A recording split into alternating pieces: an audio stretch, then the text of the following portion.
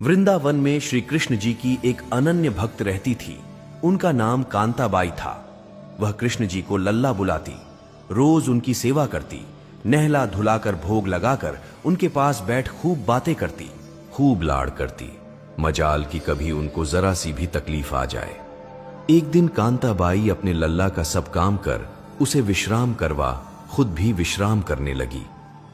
तभी उसे जोर जोर से हिचकियां शुरू हो गई। कांताबाई समझ नहीं पा रही थी कि वो क्या करे। कांता खुद से ही इतनी बेचैन हो गई कि उसे कुछ भी सूझ नहीं रहा था। तभी कांताबाई की पुत्री घर आ गई। उसकी शादी पास वाले गांव में ही की थी, सो अक्सर कांताबाई की बेटी अपनी मां को देखने आती थी। बेटी के आते ही कांताबाई की हिचकियां बंद हो गई। उसको बहुत आराम मिला। कांताबाई ने सारी बात अपनी बेटी को बताई कि कैसे वो हिचकियों से परेशान हुई थी। उनकी बेटी ने कहा, मां, मैं सच्चे मन से याद कर रही थी, तभी तुम्हें हिचकियां आ रही थी। अब मैं आ गई हूं तो तुम्हारी हिचकियां भी बंद हो गई है। कांताबाई ने हैरान होकर बोला, क्या सच में ऐसा होता है? उसकी बेटी ने जवाब में कहा, हां जी मां, जब हम किसी को सच्चे मन से याद करते हैं तो हमारे अपनों को हिचकियां आती हैं। कांताबाई ने सोचा, मैं तो अपने ठाकुर जी को हर पल याद करती रहती हूं, मेरे लल्ला को तो कितनी हिचकियां आती होगी। नहीं, अब ऐसा नहीं होगा।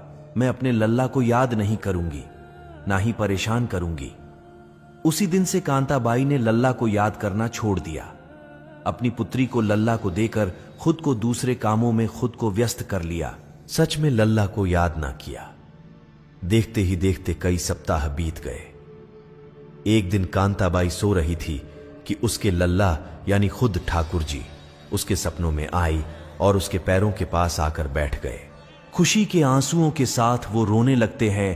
कांताबाई जी उठ जाती है और प्रभु को प्रणाम करती है। मेरे लल्ला, मेरे प्रभु, आप तो उनको भी नहीं मिलते जो समाधि लगाकर ध्यान लगाते हैं, तो फिर मुझ पापिन को कैसे साक्षात आपके दर्शन हो गए, जबकि अब तो मैं आपको याद भी नहीं करती।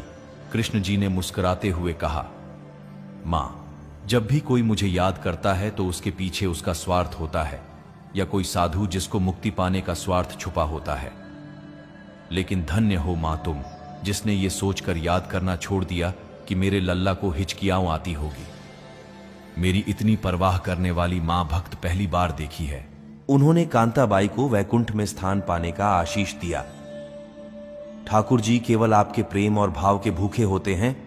भगवान केवल भाव के भूखे हैं। जो भी भक्त भगवान को भाव से पुकारता है, भगवान उनके घर दौड़े चले आते हैं।